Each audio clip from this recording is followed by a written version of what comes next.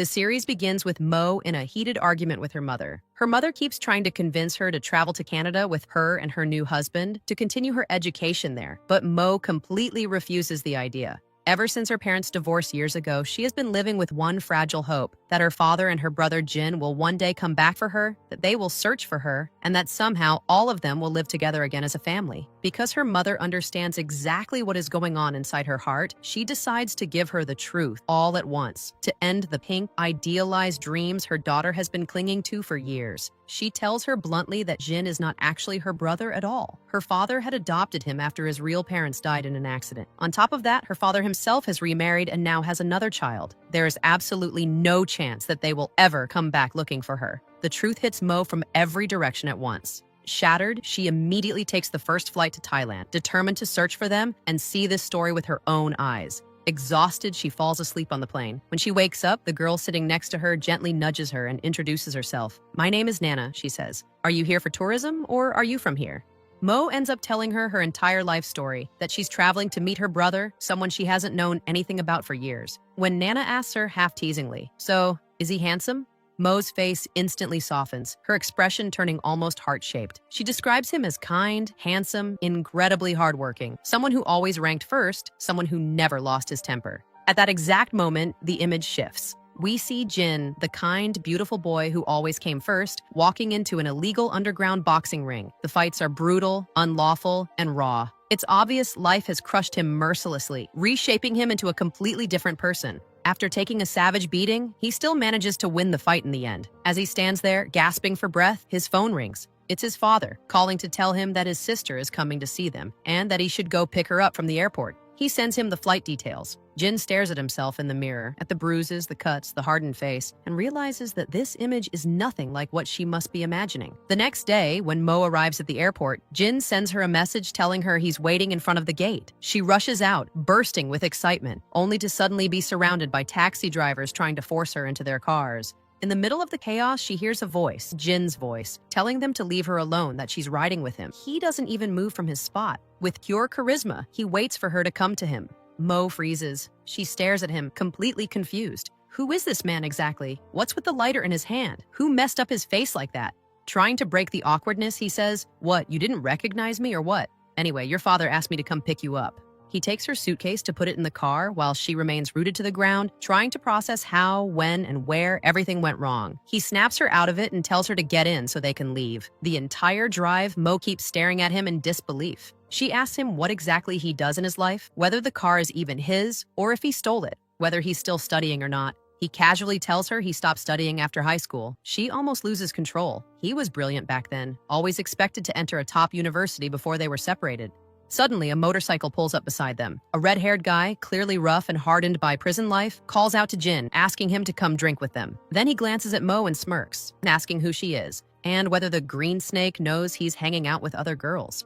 Jin gives him a sideways glance and continues driving without reacting. Mo can't process it. Not his friends, not their appearance, not this life. She keeps everything bottled up inside, knowing he wouldn't answer even if she asked. When they arrive home, she receives her second shock. She finds her father collapsed on the floor, drunk beyond measure. From the kitchen, she hears his wife shouting, complaining that he does nothing with his life except drink, and that soon they'll be dragging him out of hospitals because of what he's doing to himself. Once she realizes she's arrived, she steps forward to greet her. The woman calls for Chen, her little daughter, no more than 6 years old, to come say hello to her older sister. Mo struggles to comprehend the magnitude of change that has happened over the years. She pulls out the gifts she brought with her and gives them to everyone. Later, they all eat together.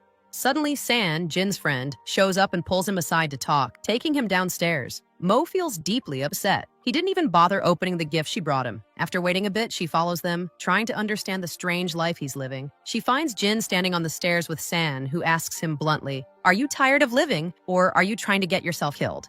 Her worry deepens. She's sure now that he's tangled up in something dangerous.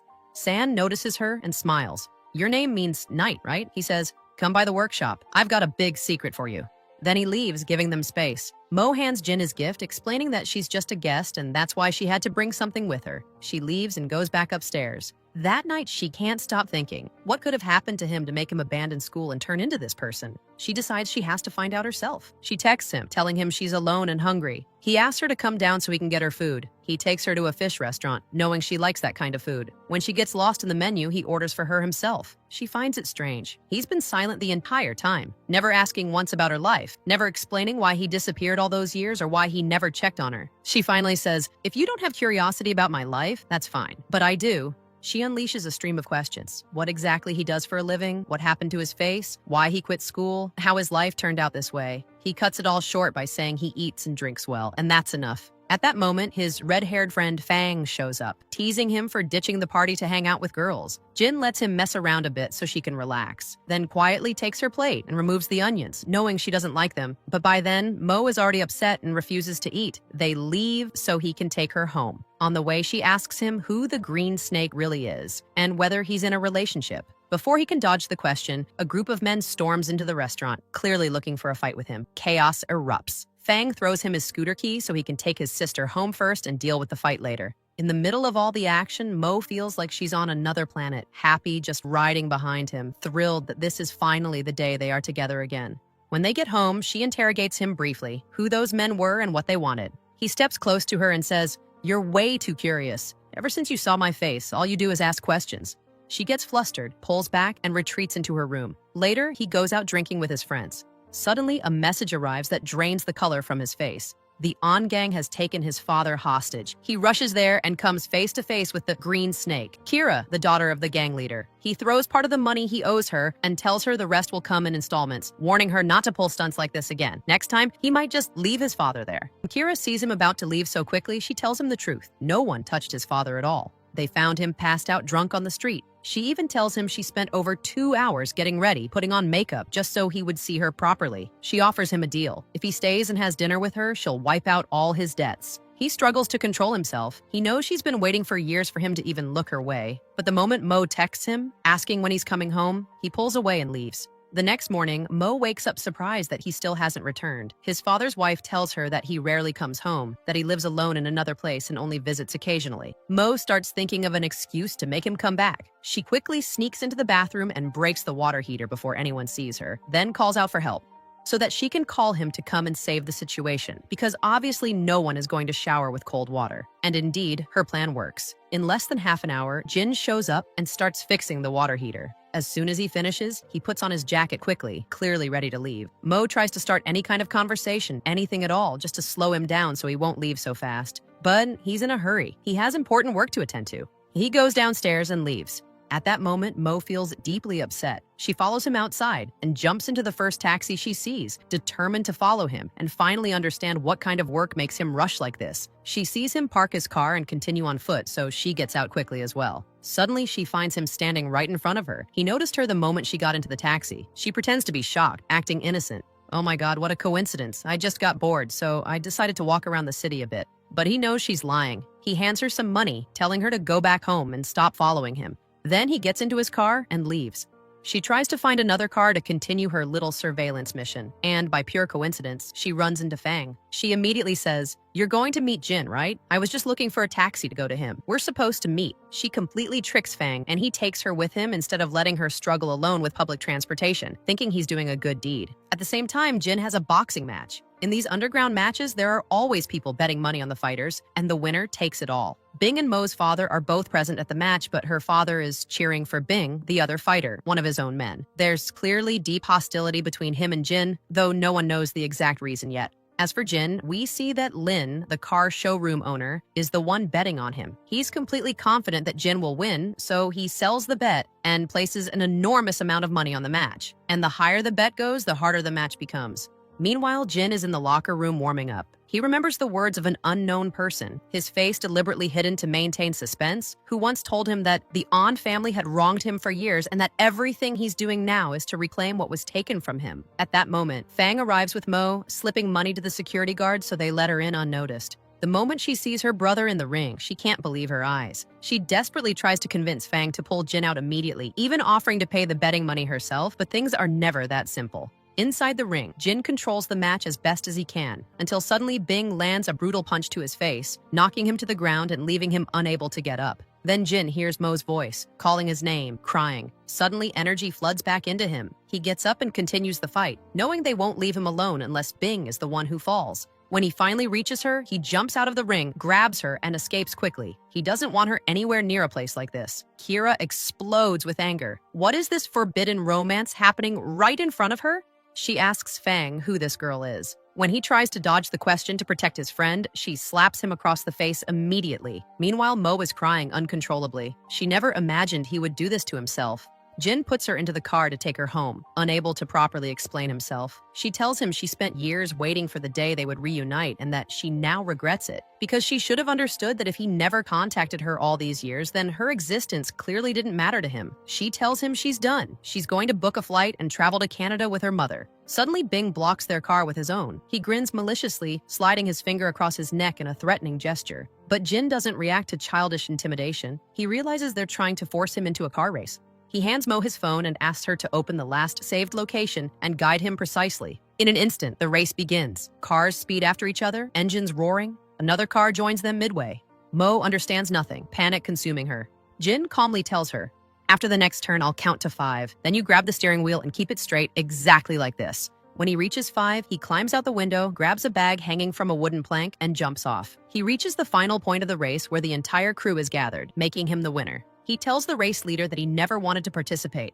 that they forced him. The man gets angry, pointing out that he brought a stranger along, and these races are supposed to be secret because they're illegal. Jin casually replies, "Relax, she's my girlfriend." He takes the prize money and leaves with Mo, noticing the shock frozen on her face. She can't believe he's willing to risk his life for a handful of money, especially with all the accidents happening to innocent people on the road. She confronts him angrily, but he snaps back. Everyone is willing to do anything for money, especially someone who lived the life he did. When he first traveled with her father, they were dirt poor, living in a tiny room under the stairs. When it rained, water reached their bodies. Then things got even worse. They lost even that room and ended up sleeping under bridges. When things finally improved a little, when her father remarried, opened a restaurant, and had a daughter, they discovered the girl had a heart condition and urgently needed surgery. Jin had no choice but to quit school. This path was the only way he could get the money she talks about so easily, as if it were pocket change. She tells him all of that is in the past now, that she's willing to help him take control of his life, find honest work, and live properly. He asks her coldly, "And in what capacity are you helping? You even changed the family name to your stepfather's."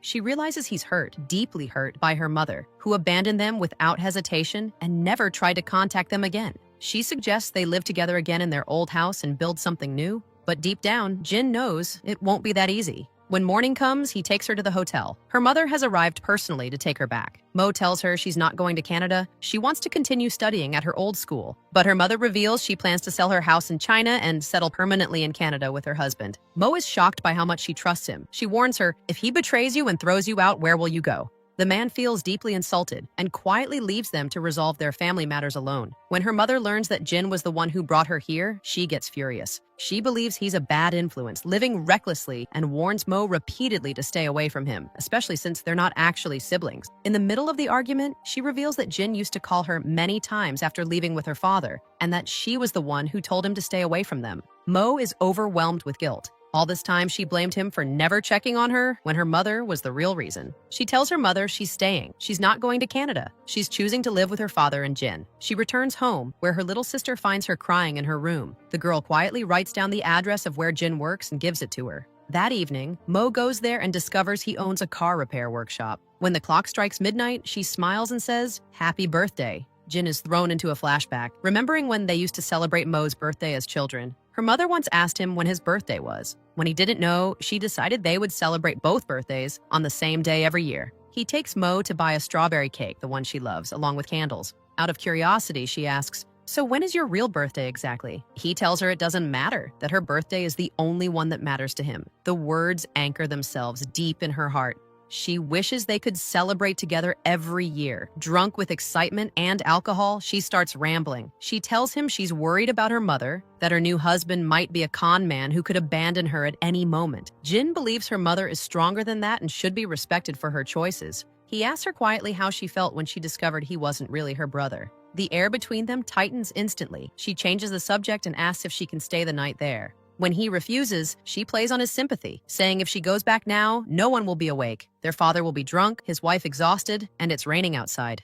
Every sign points to her staying. She drinks too much and becomes ill. Jin stays by her side all night until she's better and finally falls asleep. He can't believe how fast she's grown. He remembers the first time her father brought him home, her mother pregnant with Mo, rejecting his presence because of their poverty. But when Mo grew up and bonded with him, her mother allowed him to stay. The next morning, when his friends arrive at the workshop, he tells them to keep their voices down. Someone is sleeping. They're stunned. No one has ever entered his room before, let alone slept there. When Mo wakes up, she finds he prepared breakfast himself. She begs him to let her live with him for a few days, but he refuses completely. Elsewhere, Lin pressures his assistant to find the person he's been searching for. During a mountain race, he once saw a black car pass him, its fluids and speed unmistakably extreme. His curiosity won't let it go. Later that day, Bing and his men storm into the workshop, clearly looking for trouble. Mo asks San if the blonde-haired man is the same one from the boxing match. He confirms it, and that he belongs to the On family. Jin once worked for them, and ever since he left and built his own place, they periodically come to wreck it. Mo watches from a distance until one of them goes too far, trying to smash a car they've been repairing all morning. She snaps, shouting that this place belongs to her family, and kicks him. The fight explodes, everyone against everyone. Mo pulls out her phone and calls the police. The gang retreats immediately. She's confused. Why didn't they call the police from the start? San explains that, as long as no one is dying, there's no need to escalate. Besides, Jin usually handles them quietly, but this time he lost control because they tried to get close to her. At the same time, Lin's assistant sends him a photo of San's car. It has a triple engine, identical to the black car from the mountain race. Lin becomes convinced that this driver might lead him to answers. He visits San's pet shop, asking about the mountain race and the black car. San immediately realizes this is about Jin. He dodges the questions as best he can. When Lin keeps pushing, San finally admits that he was the driver. Though Lin doesn't fully believe him, he challenges him to a mountain race. San agrees, then runs straight to tell Jin what happened. Jin tells him it's nothing, that he just passed him by coincidence, and takes him to the garage to show him the black car he was driving. At that moment, he tells him that the car is Japanese-made, explaining the difference between it and the other cars. He even hands him the same cap he was wearing that day, just to make the story more convincing. They start practicing a few driving maneuvers together, so everything looks believable on the day of the competition. The next day, Mo meets her friend Nana, the girl she met for the first time on the plane. She wants to show her the school she's thinking of enrolling in, since she's considering continuing her studies there. By pure coincidence, she notices Jin's photo hanging on the honor board, a board displaying pictures of students who excelled in knowledge competitions. Her heart fills with joy. This is exactly the image she always wished to see him in. Later that day, she stops by the workshop. When she finds Jin standing there smoking, she tells him very seriously that smoking is harmful to his health. She also informs him that from now on, she'll call him by his real name and won't treat him like a brother anymore. Because in her words, he doesn't deserve that title. Jin is clearly upset. He's not used to her treating him this way. Then she asks him to take her along while he goes to practice the driving techniques he learned. Jin is utterly confused by her mood swings. One moment she's sweet and clinging to him, the next she can't even stand to look at his face. He asks San if there's any logical explanation for this behavior. San, in true big brother fashion, advises him to just ignore it, because no one ever understands girls anyway. While she's alone with San, Mo takes the opportunity to ask him whether there's a woman in Jin's life. San tells her that the answer to that question lies in Jin's keychain medal. At the same time, Jin meets once again with the mysterious man whose face has been hidden since the beginning of the series. This time, the man sits beside him, his back turned, making sure no one notices they're talking. Jin tells him he plans to participate in the race and that he has 2 months to train. The problem is that the car needs major modifications. He then asks him when exactly he and his men are planning to return to the country. The man replies that everyone is waiting for news from him, and then he leaves. Later, when San tries to apply what Jin taught him, he completely messes it up. Seeing this, Mo asks him to let her try. She explains that she used to love watching her father drive and work on cars. She demonstrates the maneuver perfectly on the first try. Jin is shocked because the only image he ever had of her father was that of a constant drunk. She explains that her father used to be a completely different person, full of passion for cars and driving, until life crushed him. Smiling proudly, she says, "See, family genes."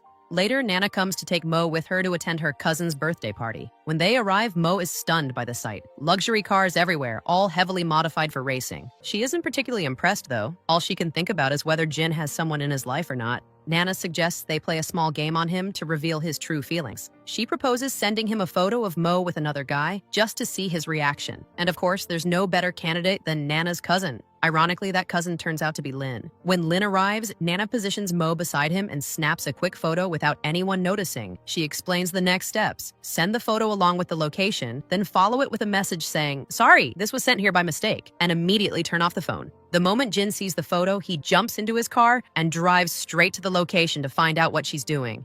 At the party, Mo wanders around and suddenly one of Jin's enemies approaches her. He asks whether she's really his sister or if Jin is just lying. He offers to give her more information about Jin, but first she has to drink with him. He hands her a special glass. Curiosity gets the better of her and she drinks. From a distance, Lynn notices her starting to sway, unable to stand steadily. He rushes over immediately, realizing that something was added to her drink. He takes her to his office so she can rest until his cousin comes to help. Suddenly, Jin storms in and shoves Lynn violently, trying to pull him away from her. The two start fighting fiercely until Mo wakes up and tells Jin that Lynn has nothing to do with this, that he was only helping her. That's when Jin notices her neck. It's completely red. The juice she drank contained peaches, and she's allergic to them. He immediately takes her to the hospital. Before leaving, he tells Lynn that he'll compensate him for ruining his birthday. At the hospital, the doctor reassures them that she's fine, but she needs to stay for 1 day under observation. Mo feels guilty and apologizes for going to a place like that without telling him. She keeps wondering, why hasn't he asked about the photo? Finally, she can't hold it in anymore. She asks him directly whether there's someone in his life, because if there is, his staying with her in the hospital could cause problems. He reassures her that there's no one else in his life and that he has no intention of thinking about relationships right now. Her heart leaps with joy. She finally gets the answer she's been waiting for. After she's discharged, she starts pressuring him again to take her back to his place.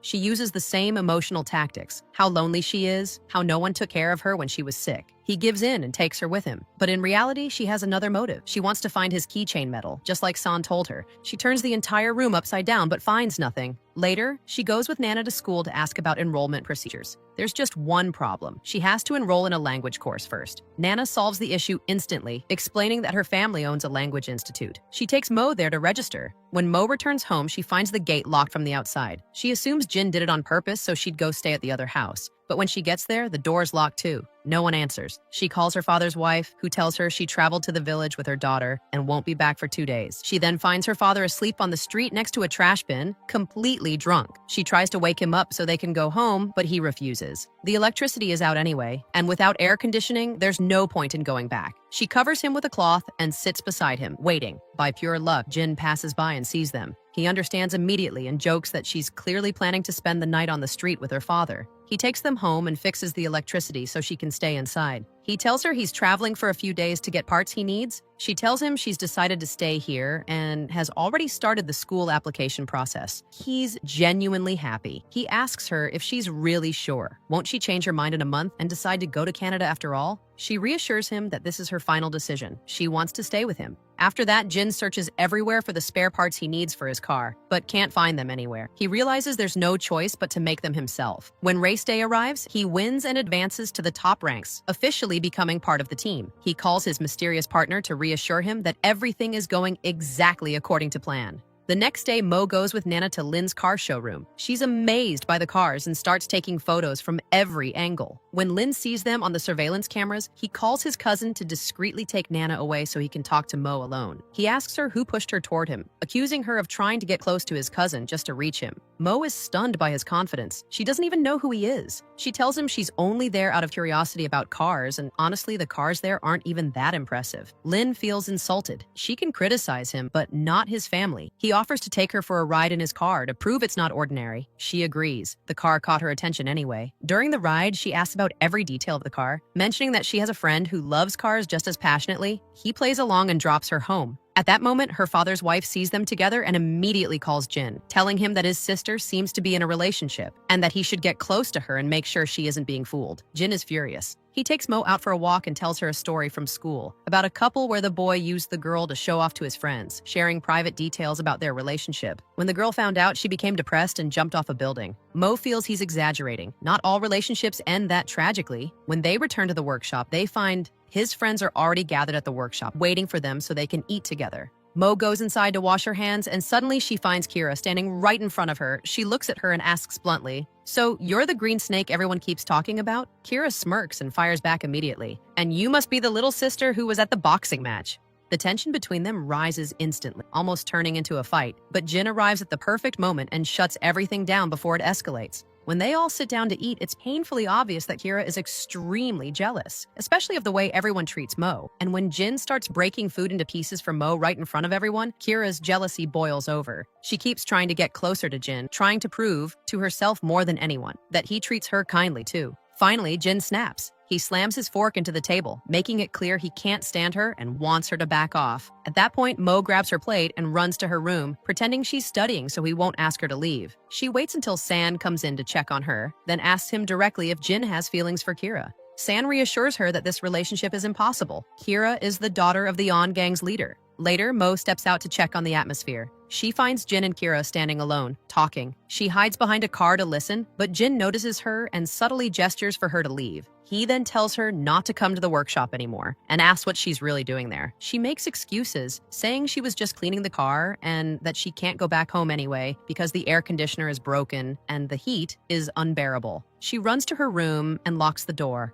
The next morning, she oversleeps and is late for the academy. She drops hints, hoping Jin will take pity on her and give her a ride. After some resistance, he agrees. Before she gets out of the car, he hands her breakfast. In return, she gives him an invitation from the school for the parents' meeting. He's genuinely happy, touched that she sees him as her family. Meanwhile, Lin is still searching for the owner of the black car. He stops by Mo's father's restaurant, remembering that she once mentioned she had a friend who loved cars just like him. When he sees Jin helping out at the restaurant, he immediately realizes that this must be the person he's been looking for. The next day, Jin gives Mo the school shirt he used to wear. All his friends are shocked. He treats that shirt like a historical artifact, something that should never be given to anyone. When Mo wears it to school, even her classmates are surprised. They ask her where she got it. The school logo on it is embroidered in gold, and only the top students ever receive that shirt. She finally understands why he held onto it so tightly. After school, she goes to sit with San at his shop. By coincidence, she notices a poor-looking dog. San tells her its story, that its mother abandoned it right after birth, that he found it on the street and took it in out of pity. He suggests that if she likes it that much, she could take it and raise it at Jin's place. She knows Jin will never agree, but she decides to try anyway. Maybe some hidden humanity inside him will wake up. As expected, he refuses, saying she'll leave soon anyway and abandon the dog. His words make her furious. She realizes he's treating her the same way, keeping his distance because he's afraid she'll abandon him too. She storms off. Overcome with guilt, Jin goes back to San and takes the dog to give it to her. The next day, when Mo returns from school and sees the dog, she's overjoyed. She rushes to thank him for finally agreeing. Later, she takes her driving license test and passes. Nana tells her that this is the perfect time to start seriously training with cars, too. When the day of the mountain race between Lin and San arrives, Mo goes early to watch everything from the beginning. When Lin sees her, he strikes up a conversation, prepares juice for her himself, and offers to drive her up the mountain since San hasn't arrived yet and the road is long. She agrees, focused on his car. He answers all her questions about racing and cars, completely engaging with her. It's San's first time ever entering a mountain race. He struggles with the road but reaches on time. Mo half-jokingly suggests he withdraw from the race before he embarrasses himself, but his overconfidence takes over. He rolls up the window and gets into the mood. The moment he starts, he accidentally veers left. Lin immediately stops, gets out, and says, "That's enough." He's figured out who the owner of the black car is. He takes Jin's cap from San, intending to return it to him personally. On the way back down the mountain, Mo asks to drive, explaining that descending is much harder than climbing. When they reach the bottom, Lin is waiting for them, shocked to learn she completed the descent in just 23 minutes. Later, Mo tells San he needs to change his look, cut his hair that's covering half his face and update his style, or no woman will ever look at him. The next day, when she goes to the workshop, she barely recognizes him. He's done everything she suggested. She spends 10 minutes openly admiring him, praising his new look until Jin can't take it anymore. Consumed by jealousy, Jin calls her over and demands to know why she comes to the workshop every day, why she keeps trying to get close to him, especially when she knows they're not really siblings anymore. He asks her outright if she's doing all this because she wants something between them. She panics at his directness, shoves him away, and leaves. Later that day, Lin goes to the restaurant again to see Jin. He hands him his cab back, now fully certain that Jin is the owner of the black car. He invites him to race together, but Jin makes it clear he has no interest in childish competitions and walks away. His only focus now is placing among the top 3 in the race he's already entered. That's how they'll uncover the information they're searching for. Since he lacks certain skills, he turns to his father for advice. His father explains that he must master every part of the car until his hands move instinctively. Jin takes advantage of this and starts doing delivery work at his father's restaurant using the black car, learning exactly what needs adjustment. Whenever something goes wrong, he fixes it with his father's help. Meanwhile, Mo distances herself from him, unable to understand what he meant by his words. On her first day at school, a guy named Kai suddenly sticks to her without any introduction, trying all day to start conversations. She eventually hides in the bathroom to escape him, then climbs out the window knowing he'll be waiting outside. That's when she sees Jin with a suspicious-looking man, taking a bag from him and handing over an envelope of money. She wonders if it's something illegal. Before she can confront him, Kai appears again. She snaps at him, asking how he found her, then leaves. She asks Jin if he came to pick her up, and he takes her along. In the middle of the drive, he casually asks who the guy was that kept standing next to her, his jealousy obvious. The next day, she goes to the workshop again. San welcomes her back warmly, but she quickly gets upset again and leaves. That evening, Jin sits alone, sketching her, replaying every memory they've shared since she arrived. He finally becomes certain of his feelings for her, but still doesn't know when he'll confess. At the same time, Lin keeps circling endlessly, searching for any way to convince Jin to race with him. He learns from one of his friends that Jin is searching for specific car parts but can't find them anywhere. Meanwhile, Mo practices driving San's car but still feels something is missing. Nana suggests bringing someone to help, and of course, there's no better choice than her cousin. He shows up immediately, convinced that Mo is the only way to reach Jin. He spends the entire day with her in his car, doing everything she asks, secretly taking photos with her the whole time. The next day, Jin goes to Mo's school for the parents' meeting, just like she asked. When she sees that he actually came for her, she's overjoyed and jokes that he looks too young to be her guardian. On the way back, it starts raining heavily. He walks her all the way home and makes her a hot drink. She asks him to tell her about their childhood memories. She was too young to remember most of them, and about the real reason her parents divorced. He tells her that they used to fight constantly. They were always different, constantly clashing. But the real problem that ultimately caused her parents' separation was this. After one of their fights, her father broke the plant her mother loved the most. To him, it was nothing, just a plant, not a big deal at all. He didn't even try to apologize for what he'd done. When Mo hears this, she asks Jin when he plans to think about marriage. The question feels strange to him. He's never thought about marriage at all. He quietly leaves so she can sleep comfortably while his mind keeps circling the same thought. He's spent all these years thinking about her, wondering how much she'd changed. What he never expected was how deeply his own feelings toward her would change. Later, Lin is at his showroom when he receives a message from Jin asking to meet. Lin realizes this is because of the photo he sent with Mo, and he feels the plan is working perfectly. When they meet, it's obvious Jin is angry. He warns Lin to stay away from her. Lin calmly tells him she isn't his interest at all. His focus is entirely on Jin. He proposes a race. If Lin wins, he promises never to appear in front of Mo again. He hands Jin a headset so they can talk during the race. Jin agrees and asks if there are any other rules he wants to add before they start. During the race, Lin is stunned by Jin's driving, by his control, his instincts, and the sheer number of modifications he notices in the car. He keeps asking questions, fascinated. In the end, of course, Jin wins. Lin then invites him to travel with the team to France to participate in a competition the following month. Jin refuses. He isn't interested. He removes the headset and walks away before Lin can pressure him further. After that, Jin goes to meet Mo. He finds her standing in the street with a group, waiting for him, singing him a romantic song, a soft, indirect confession. When she finishes, he takes her with him, and they go sit by the sea. She wants to see the stars. She asks him how he celebrated New Year's Eve all these years, but he honestly doesn't remember. He never cared about occasions like that. He promises her that this year, he'll celebrate with her. The next day at school, Mo goes to the man she saw with Jin, the one who handed him the bag and took money, to ask what exactly he gave him. He explains that it was nothing dangerous at all, just drawings and internal designs of the car, taken from his brother, who is a mechanical engineer.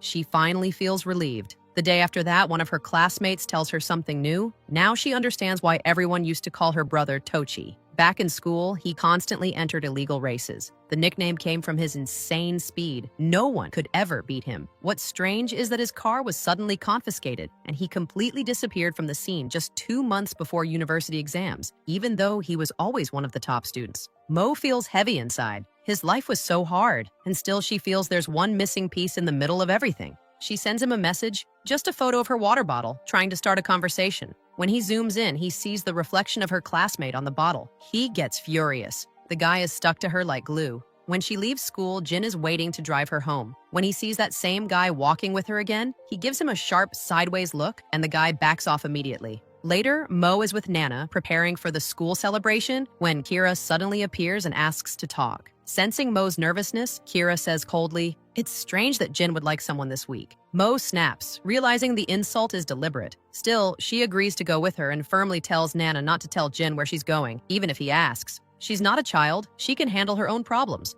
but Kira doesn't intend harm. She takes Mo to a cafe and tells her how she first met Jin. He started working at their workshop while he was still studying. One day, she passed by and saw him working. She was immediately impressed. She'd never seen someone work with such honesty and discipline. He treated everything academically, always surrounded by books and notes, studying every detail of the car. She tried many times to get closer to him, but he kept everything strictly professional. Then they learned about his sister's illness, that she needed an urgent, extremely expensive heart surgery. At the time, most people in the field bought used cars, rebuilt them, added good parts, and sold them for triple the price. Jin decided to do the same. It was the only option he had. He bought a car and rebuilt it from scratch, adjusting every single part until he sold it for a decent amount and managed to pay for the surgery. He thought he could finally leave the workshops, work independently, and focus on his studies and exams. But everything collapsed in a moment. The man who bought the car had a terrible accident and lost his leg. When the police investigated, they claimed the cause was faulty modification. The victim's family sued Jin for compensation. He was forced to return to the workshop to earn money and pay it himself. Kira tried to help. She even sold her own car to give him the money, but he refused completely. After he finished paying the compensation, he stayed at the workshop to learn more. His skills kept improving day by day. Then he discovered the truth. The accident wasn't caused by his modifications at all. The real culprit sabotaged the car on purpose when he realized Jin was planning to leave and work independently. That betrayal is why Jin left and opened his own workshop. By this point, Mo is crying uncontrollably. She's heartbroken that he went through all of this alone, that he was wronged again and again. Just then, Jin arrives and finds her crying, half asleep from drinking too much with Kira. He takes her home so she can rest. Later, Bing goes to help Kira, and she grabs his hand, confessing her love to him. He almost rejoices. He's loved her secretly for years, but then she messes it all up by calling him Jin. His heart shatters. He knew the truth all along. After that, Jin sits with San and tells him that Kira has probably told Mo everything. San asks him when he plans to finally face his feelings, because everyone can already see them. When Chinese New Year arrives, Mo goes to the workshop to celebrate with Jin and his friends. When he notices her hands are cold, he takes them and slips them into his pocket to warm them. But something much better happens. She finally finds the medal she's been searching for all this time. Engraved on it are words saying that she misses him day and night. She finally understands the riddle. His name means day, and her name means night. If you're still here, I truly appreciate you. Don't forget to like the video and subscribe. It takes a lot of time to prepare these recaps, and your support means everything. Now, let's continue the story. She spends the rest of the night glowing with happiness because she never expected that he loved her the same way she loved him. Quietly, she shows the medal to San, whispering as if she's sharing a secret, telling him that now she finally understands everything. When the clock strikes midnight and the new year begins, they start handing out New Year envelopes as part of the celebration. After they finish, Mo seizes the opportunity. She takes the medal from his keys and tells him softly, "Now, it's yours completely. You won't miss me anymore, because I'm going to stay with you forever." When she sees him agree, she pushes her luck even further. She tells him she wants him to carry her on his back all the way home, just like he used to when they were little. And while they're at it, maybe he can tell her a bedtime story so they can relive all their memories together. The next morning, when she wakes up, she calls him immediately, excited and breathless, telling him she has a surprise for him. But he tells her that actually he's the one with the surprise. He's been standing in front of her house for almost an hour. She hurries to get ready and rushes outside so he won't be left waiting. He takes her to an empty road. She wants to show him what she learned with the car. Not only that, she draws a heart on the ground with the tires. He's deeply touched. She learned all of this just for him. He asks gently who taught her these beautiful tricks, but she refuses to go into details, only saying that someone special helped her. He doesn't push it. Instead, he tells her to get in. He'll draw a heart for her too, a heart facing another heart, a shared confession without a single word. Afterward, he takes her to meet San so they can attend the New Year festival together. By coincidence, they pass a tree full of hanging wishes. San teases her, saying the wishes that usually come true are the ones written by people in love. She feels this is the perfect chance. So she writes her wish, hangs it, then stands there for a while, as if staring at it will make it come true faster. Later, while they're walking through the crowd, she quietly slips her hand into Jin's. She claims it's because the place is crowded and they might lose each other, and she doesn't want the day to turn sad for no reason. On the outside, he stays silent, but inside, he's bursting with happiness. She isn't hiding her feelings anymore. Then trouble appears. They come face to face with Kira, her father, and their men. Since the street is empty, it's the perfect moment for a confrontation. Ever since they learned Jin entered the race and qualified for the finals, they've wanted to force him to withdraw. If he wins, he'll be on the same level as Kira's father, and no one will be able to challenge him. Kira's father notices Mo and how close Jin is to her. He tells him that if he plans to love someone other than his daughter, then from now on, he'll treat him like a stranger.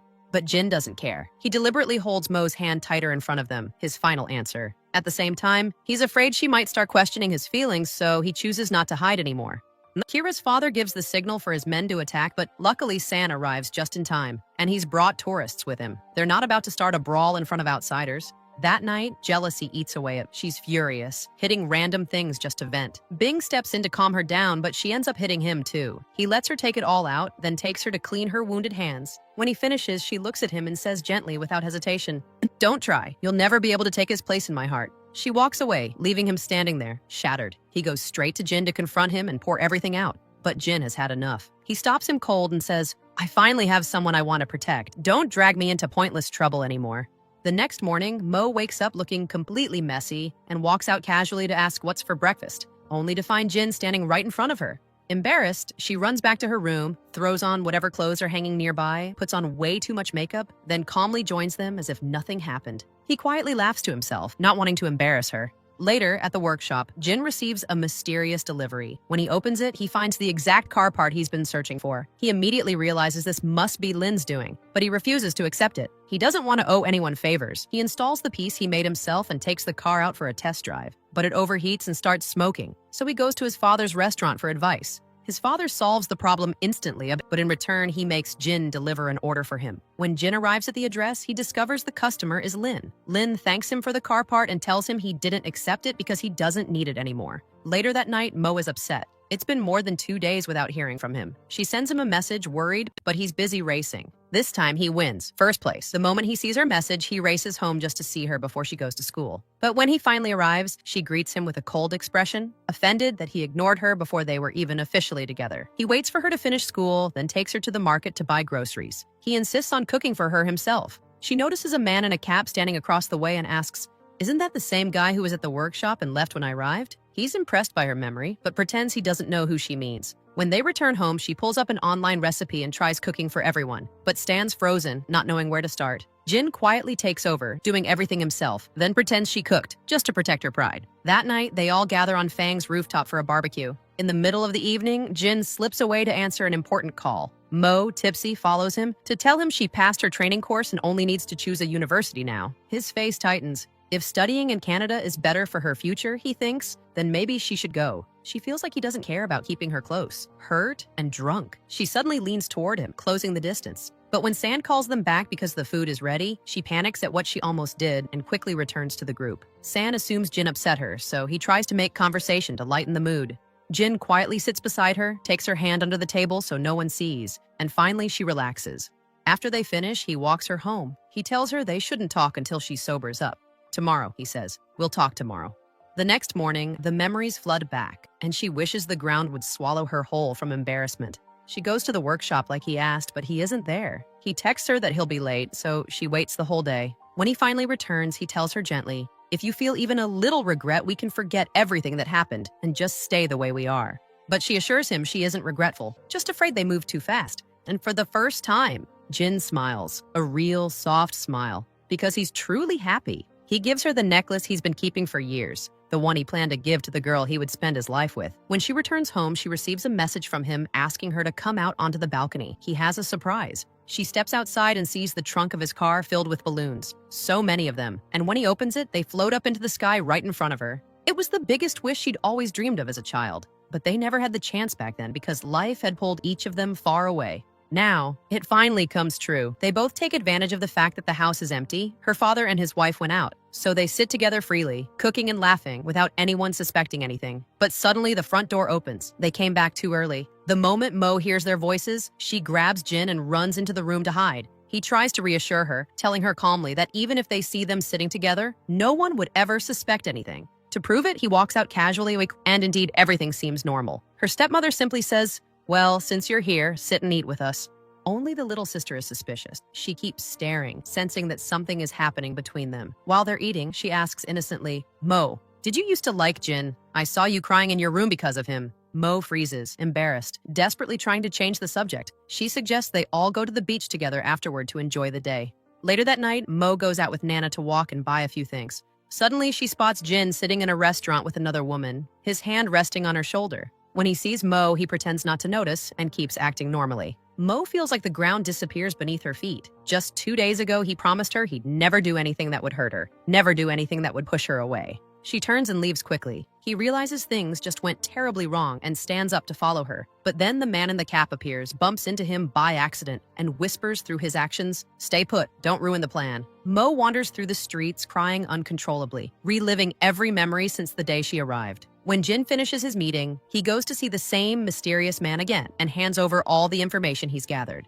The man says, "It looks like your life has changed. So are you still with us or are you thinking of backing out?" Jin answers firmly. He won't leave until their goal is achieved. Later, he waits for Mo outside. When she finally sees him, her anger explodes. She hits him with her bag, crying bitterly. He tries to calm her down, telling her things aren't what she thinks. But right now, he can't explain anything. In the middle of the argument, her stepmother appears, watching silently, surprised. "When did this start between you two?"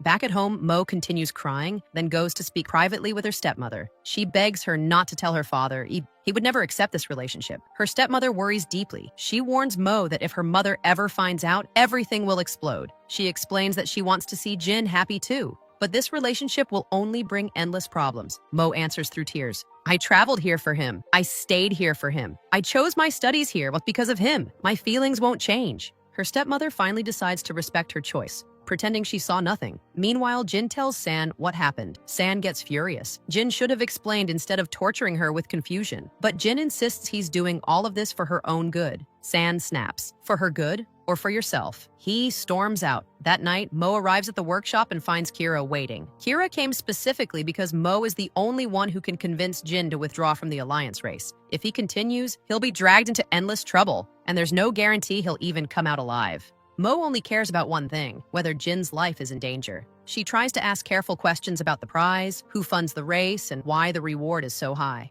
Realizing Mo is fishing for answers, Jin gives vague reassurances, promising that after this last race, everything will end. Then Jin goes to apologize to San. He realizes San was right. He handled it badly. San tells him, "My father used to act the same way with my mother. He thought he knew best. He never explained anything. She spent her whole life afraid for him. Don't do that to Mo. She doesn't deserve it." Jin finally promises he'll tell her everything soon. The next day, Mo returns to the workshop and finds Kira again, waiting for updates. Mo reassures her this will be his last race. But Kira explodes because the danger lies in this race specifically.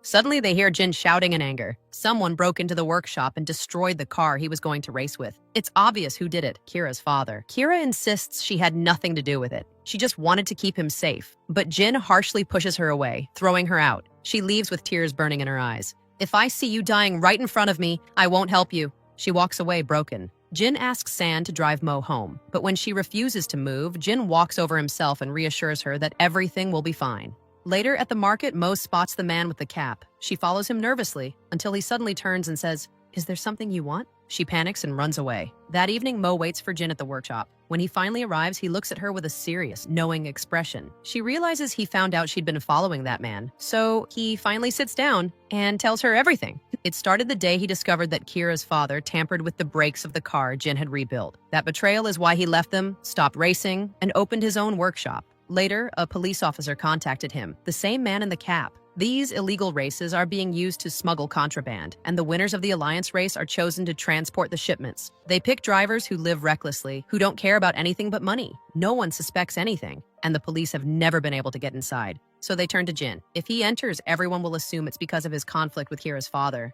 No one would suspect the truth. He agreed because he wants to clear his name from the car accident case. He wants to prove he was innocent once and for all, so he can finally feel worthy of being with her. Mo decides to trust him. Not only trust, she decides to help. She remembers that her classmate's father owns a car repair factory. She takes Jin there, and by chance, they already know each other. The man kindly lets Jin use the workshop every 2 days to rebuild the damaged car. Mo spends her days bringing food, cheering him on, encouraging him, and when the car is finally ready, Jin lets Mo be the first person to ride in it. She's bursting with joy. She suggests they return to China someday, live in their old house, open a restaurant, and build a simple life together. He asks her to wait until after the race. The next day, Jin goes to see San at his shop, but two men suddenly force San into their car. Jin follows, blocks their path, and fights them off. It turns out, as usual, it was another gambling debt problem with San's father. Jin remembers something. Back in school, the exact same thing happened. Two men cornered San's father in front of the school. Jin grabbed San's hand and ran. That day began their friendship. San gathers every bit of money he has, planning to pay the debt they had San's father held hostage. And by coincidence, Jin was already on his way to the shop to give San some money as well. But by the time he arrived, San was gone. So Jin immediately calls the officer, the same officer who has been guiding him all along, and asks for help. They manage to arrive just in time before San and his father are beaten. On the morning of the race, Lin shows up with a safety suit, a gift, so Jin can wear it while driving. Jin thanks him sincerely. Lin always thinks about him, always tries to help. Meanwhile, Mo is terrified. She calls Jin, telling him she'll be waiting, and if he breaks his promise or comes back late, she will be truly angry. She spends the entire day at the workshop with San, waiting, hoping, imagining the moment he returns as the winner. But instead, a man named Kim walks in. He's from the officers' team. He tells her, "Come with me. Jin is in serious danger. They might have tampered with his car. Only you can reach him." He drops her halfway to the race area and explains exactly how to get inside. No one but her will be allowed to pass. She runs, breathless, pushing through the dust and the noise, until suddenly San appears with his car and drives her the rest of the way. But when they arrive, Kira and her father's men block the road, refusing to let them pass. Mo begs desperately, pleading with Kira, "If I don't reach him, something terrible could happen. Please, let me through." Kira looks at her coldly and says, "If you love him that much, then kneel. Kneel so I can feel your emotions." Without hesitation, Mo drops to her knees. Only then does Kira let her pass, but it's too late. The race has already started. Suddenly, Jin realizes the brakes aren't working. The car spirals out of control. Mo watches the nightmare unfold right before her eyes as the car crashes, flips, and bursts into flames. The world goes silent. Her vision fades. When she wakes up, she's back at the workshop. San tells her there's still no news. She collapses again into tears, wanting to run out and search for him herself. But San holds her back, afraid something else will happen to her. The waiting becomes torture. By the next day, she can't stand it anymore. She goes out asking everyone if they know how to reach the officer. When she finally gets his number, he reassures her. He's alive, but he's in surgery. The accident was severe. I can't tell you where we are right now, but I'll keep you updated. A small spark of relief returns. At that moment, her stepfather calls. He has returned from Canada specifically to see her. He explains that her mother is ill. They moved there for her treatment. And she misses Mo terribly, constantly looking at her photos. Mo apologizes, realizing she misjudged him. She struggles between staying for Jin or returning to her mother, but Jin refuses to see her. He won't answer messages. He doesn't want her to see him like this, so she makes her decision. She goes back to her mother, enrolls in a university there, and keeps sending Jin messages, telling him about her life. He reads them. He never replies. The accident damaged his spine. He needs long rehabilitation just to stand again. Amid all the pain, one good thing happens. The officer tells him they finally arrested those running the alliance races.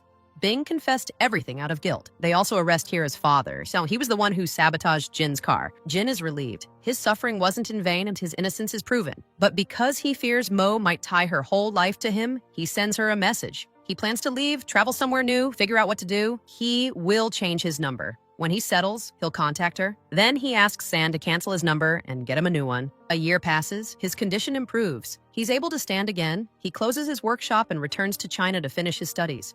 At the same time, Mo visits her father, asking if there's any news about Jin. Everyone repeats the same story. He left, he never called. He has his own life now, don't get involved. Mo feels crushed. She goes to the empty workshop, remembering everything. And when she calls San, he gives the same line, like a recorded message, even joking that she should just find a foreign boyfriend in Canada. 3 years pass. We see Mo celebrating New Year's in Canada with her uncle. She's older now, calmer, more mature, but still unable to move on. Whenever someone tries to get close, she pulls away. Every chance for love dissolves, because every time she thinks of Jin. When she finally reaches graduation, she runs into Han, an old classmate. Since she studies astronomy, he invites her to work with him at the Chinese Academy of Sciences as a research assistant. She gets excited, but she still hesitates about leaving Canada. He invites her to meet his colleagues, who are visiting for a few days. During their conversation, the supervisor notices her necklace. He tells her that in ancient times, the stone symbolized longing and eternal love. Rare, precious. She flashes back to the day Jin placed it around her neck and feels like it's a sign. She decides to return to China. She visits her father first, checking on him, asking again about Jin. He repeats the same carefully rehearsed lie. She senses it, but she keeps quiet. And then she visits the classmate whose father owns the car factory. He proudly tells her he now runs the business. Then by accident, he mentions, "By the way, I saw Jin recently. The factory needed cheap parts. He called me, brought everything we needed, said it was to repay the favor from the race." Mo is devastated. Her father lied. Jin kept his promise to everyone but her. She asks for Jin's number. Later, she debates texting him, then realizes if everyone lied, maybe Jin doesn't want contact. So she decides she will move forward. When she arrives in China, Han takes her to a cafe to discuss work. Their conversation turns to dreams, and she tells him, "One day, I want to open a cafe called Moon by the roadside with sycamore trees everywhere, so when autumn comes, their scent fills the air. But I can't do that yet. Other things matter first." Later, she visits the realtor to buy her old family house, but someone powerful from Beijing already bought it and refuses to sell. She insists he try again, or at least arrange a meeting. While walking afterward, she sees a dog that looks exactly like the one she used to raise in the workshop. Flashbacks return. The time San told her the dog disappeared. She cried all day beside the empty spot, and now here it is, like running to her, playful, full of life. Then Han calls her again. "Remember that cafe you dreamed about? Someone opened one. Same name, same concept." Her heart stops. She asks for the address. When she arrives, everything is exactly as she imagined. Every corner, every detail. It's Jin. Even the dog is there, and meaning it was never lost. He had taken care of it all along. She asks one of the employees for the owner's number, but the girl refuses. Too many women come asking every day. If she wants, she can just leave her name on the list. Mo leaves her name, but on her own page, and leaves behind the pen Jin once gave her. Later, she checks the cafe's page online and freezes when she reads a comment. He's married, and he has children. She wonders, did she come back too late? A few days later, she returns to ask about the pen, pretending she forgot it. The employee tells her, "The owner took it. Come back tomorrow. You can get it from him." Her plan worked. The next day, she dresses beautifully and goes to meet him. The moment she sees him, her eyes fill with tears. After all these years, fate brings them face to face again. She takes the pen and acts cold, intentionally provoking him. She lies, telling him she's engaged, almost married, and he must attend the wedding and bring money as a gift. When she's sure her words have hit him, she hands him her phone so he can enter his number. Then she leaves and bursts into tears the moment she reaches home. And that's when she remembers. The moment she entered university specializing in astronomy, she had chosen astronomy because Jin once told her it was his dream to keep studying, to keep going. She realized then that Jin opened the cafe not just as a business, but as a way of returning that gesture, fulfilling her dream too. But now Mo feels frustrated. Every time she tries to reconnect with him, to bring back the warmth they once shared, he replies briefly, coldly. She feels like she's the only one who ever suffered from his absence. She decides to provoke him, and suddenly inspiration comes from the sky, literally. Han calls, telling her he postponed his trip because he has a friend's wedding to attend. Instantly, Mo sees her opportunity. She takes the bride and groom's picture from the invitation, edits it, replaces the bride's face with her own, and sends it to Jin, pretending she's the one getting married. Jin stares at the picture, stunned. Everything seems too sudden, too fast. He's preparing himself to politely decline attending, because how could he stand in the wedding hall, listening to vows that don't involve him?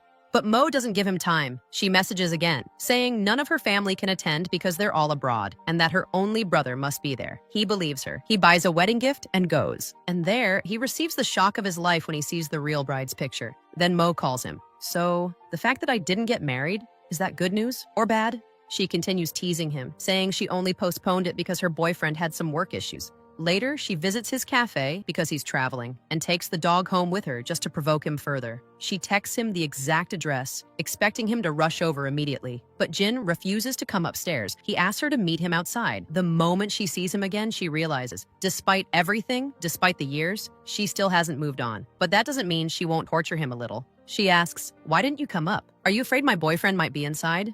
He says nothing. He still can't tell whether she's joking or serious. He only wants reassurance that she's with someone who treats her well. So she pushes further, telling him she and her boyfriend argued recently because he refused to buy her a new phone, spending money on video games instead. Jin finally loses patience. He tells her to stop this ridiculous game. It's making it impossible for him to act normally around her. Days pass. He still doesn't reply much. So Mo goes to the cafe and asks the employee directly, "Is Jin really married, or is that just talk?" The employee confirms it. "Not only married, I even has a child." Mo asks for his home address, determined to face the truth herself. When she arrives, a woman opens the door and says casually, "You're here for Jin, right? Come in." She moves around the house like she owns it, comfortable, confident, even telling Mo to relax while she goes to shower.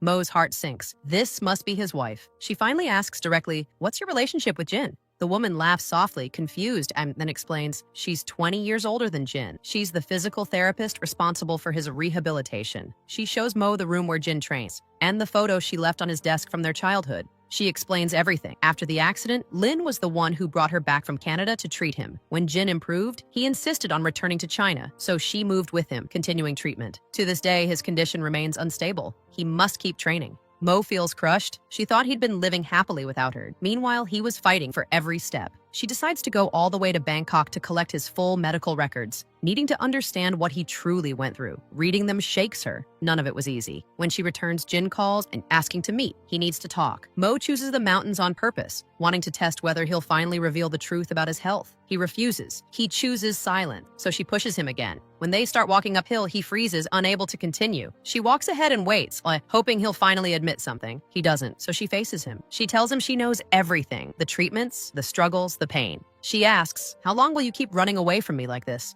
He grows frustrated, not because she knows, but because he hates being seen weak in front of her. Later on the Mid-Autumn Festival, she messages him, saying they should spend the day together instead of being alone. But Jin is actually in the hospital with a fever, his condition worsening. Still, he refuses to worry her, telling her only that he's busy. She spends the day alone. After work, she goes to the cafe. The employee accidentally mentions that Jin left early because he felt sick. Before Mo can process it, Jin appears. Because the moment he heard she was there, he came. She doesn't confront him about lying. She simply asks whether he's okay. Seeing tears in her eyes, Jin goes behind the counter and prepares her coffee. Just like old times, that small kindness melts her. She asks to visit his home. At home, he heads into the kitchen to cook and she joins him, telling him how she's had to learn to cook herself, how hard life has been, how little she earns, how she struggles with rent and bills. He listens. She jokes that maybe she should just move in with him. He freezes. Suddenly, memories flood back. Hospitals, doctors, the fear of chaining her life to his pain. He never wanted that. He never wanted her trapped beside him through endless uncertainty. Returning from those thoughts, he finally speaks. "We're like the sun and the moon, Adi. We can't exist together." His words stab right through her. She tears up because no matter what, she still loves him. She couldn't imagine marrying another man because no one could ever make her feel what she felt for Jin. So she picked up her bag and walked away. At that moment, Jin realized he was being unfair to her, hurting her more than he intended. He followed her, trying to calm her down. He promised he would send her all of his medical reports so she could read them herself and fully understand his condition, then decide whether she truly wanted to stay with him or not. But for Mo, none of that mattered. She had already read those reports before. Later, she had a scheduled visit to the observatory, and suddenly she found Jin standing in front of her. He had come specifically to hear her answer. She took him to a high viewpoint and pointed at the sky. She explained that every year, the sun and the moon eventually meet, creating an eclipse. "Even nature changes," she said softly. "Why can't we?" In that moment, Jin realized he didn't need anything else in this world, except her.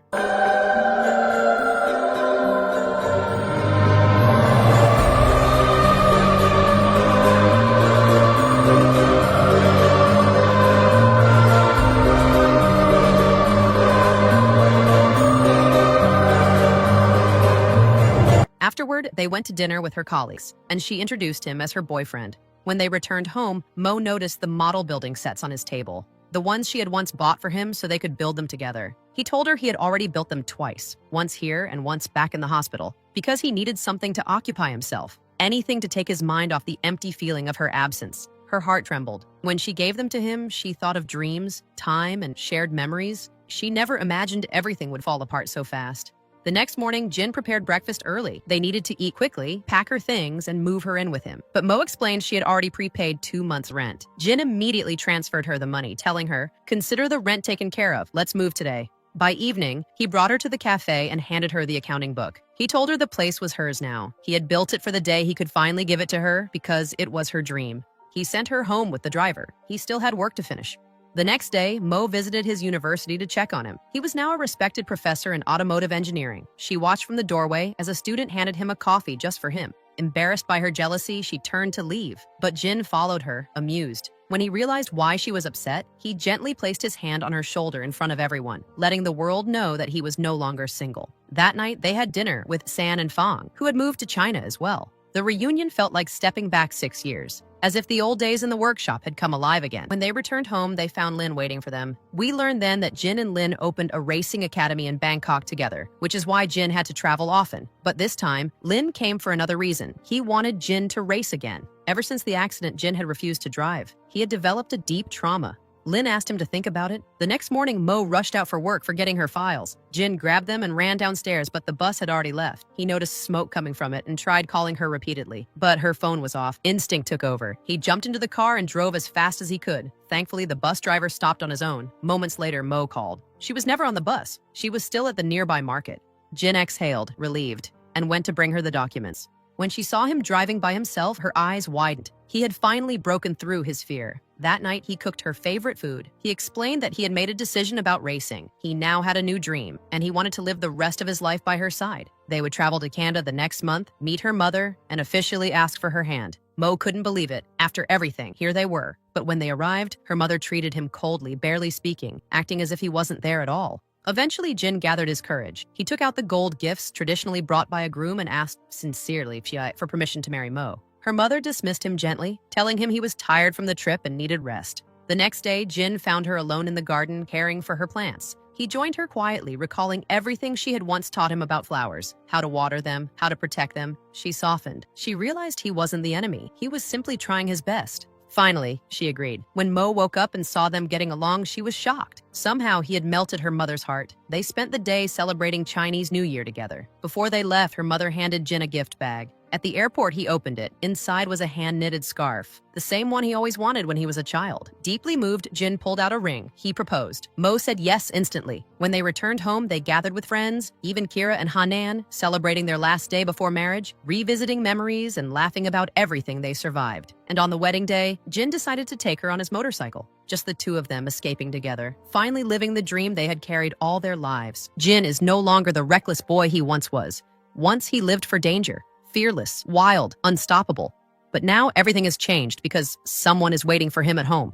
Someone who anchors him, softens him, and gives him a reason to return safely every single time. Meanwhile, Mo softly says that she never wants to become his weakness. She wants to be his navigator, the one who guides him, steadies him, and stands beside him no matter how rough the road becomes. Jin admits that after quitting racing, he thought life would have no surprises left. Quiet, predictable, ordinary. But then, he found Mo. And as long as she is in his world, life will always stay full of beautiful surprises. Riding together on the bike, Mo looks at the endless road ahead, then turns to him and asks, "Mr. Jin, would you like to spend the rest of your life with me?" Jin smiles gently. Yes. In that quiet moment, it feels as if they are already married. Two souls choosing the same path, the same direction, the same destiny. Mo reflects that before this, Jin always left alone and always returned alone. But not anymore. From now on, wherever they go, they will go together. And their shared destination will be their future. And with that, the drama comes to an end. If you enjoyed the story, don't forget to like the video and subscribe. Your support means so much. And tell me in the comments, which drama should we do next?